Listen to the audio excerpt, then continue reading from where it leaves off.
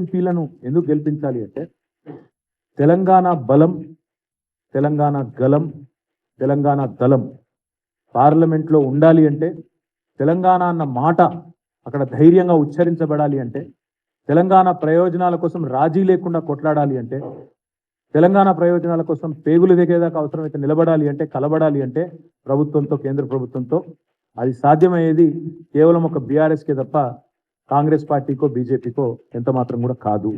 వాళ్ళ ప్రయోజనాల కోసం ఎంతకన్నా పోతారు.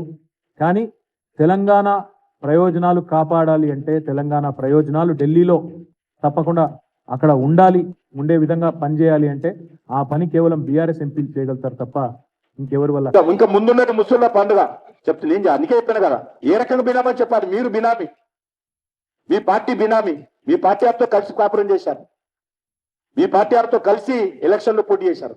మేము ఎక్కడ బినామీ? కేసీఆర్ ఎట్లుంటారో తెలియదు మాకు, ఎన్నో కలవలే, మీరన్నది కలిసి వచ్చారు. ముఖ్యమంత్రి కుటుంబంతో పార్ట్నర్స్ ఇల్లు రికార్డు నేను చెప్పాను, రికార్డు చెప్పినాయి. BRS party is outdated party. BRS party నా farm house party. BRS party is irrelevant party.